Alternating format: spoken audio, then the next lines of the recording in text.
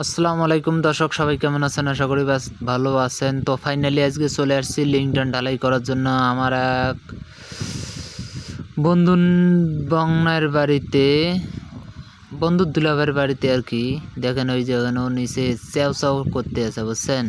খুব কথা কয় এই ছেলেটা, আসলে খুবই কথা কয় অতিরিক্ত। এই দেখেন ওর দুলাভাই, শালায় আর দুলাভাই সারাদিন একের লগে একসঙ্গে শুধু পটর পটর পটর পটর পটর পটর করে। এখন আইসি এই যে এইদিকে আবার এখন রড সোজা করতেছে, আর আমি এইদিকে সেন্টারিং করলাম। এইদিকে 2টা জানলা সেন্টারিং করছে, এইদিকে এখনও 3টে জানলা আছে, কিন্তু এইদিকে এগুলো আমরা কালকে সেন্টারিং করবো। আর এই বাঁশ নিয়ে আসতেছে, এখানে একটা যোগান তৈরি করব। যোগান তৈরি করে এখানে আমরা রডগুলো আসলে মাডাম দেবো, যেহেতু যোগানটা আমাদের ওপরে লাগবে। এই জন্য ওরে বারবার বলতেছি যে এক মাপে কাট, কিন্তু ও তো বুঝতেছে না। আবার বলতেছে দেখাই দেন। আবার আমি এখন আবার দেখেন হাতের মধ্যে ডাসা নিয়ে এই দেন বেশি করে কাটতেছে। ওরা কইতেছে একটু ছোটো করে কাটতে, তারপরে বেশি করে কাটতেছে। ও মানে শুধু বেশি করে কাটার জন্য পাগল হয়ে আছে। আমি আবার ডাসা নিয়ে আবার মাপ দেব, বুঝছেন? এই দেখেন কাটতেছে, ব্রেক দিলাম। এখন ব্রেক দিয়ে আবার মনে করেন আমি এই ডাসা নিয়ে আবার মাপ দিতেছি গাছের লগে যেন হাইটটা যেন বেশি না হয়, কারণ হাইট বেশি হইলে কাজ করতে আসলে খুবই সমস্যা হয়। এই জন্য ওকে বলতেছি যে আবার মাপ দিয়ে আরও ছোটো করার জন্য। আরও এইদিকে দেখা দিতেছে, ও আবার ওই দিকে নিতেছে।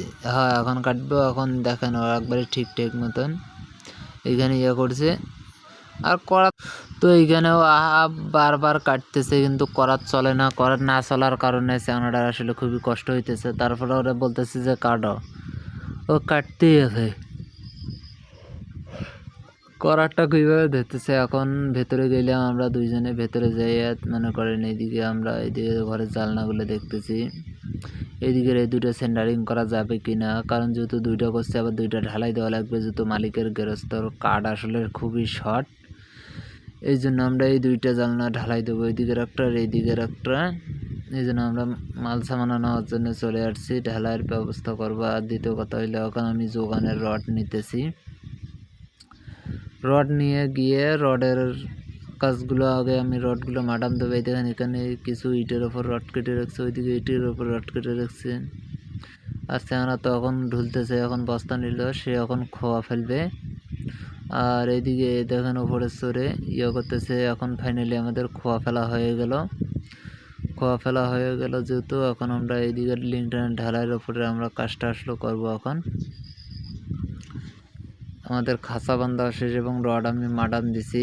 আসলে কাজা প্রচুর পরিমাণ বৃষ্টিও এখন হয়েছে, এই জন্য ভিডিও আমি অফ রাখছিলাম।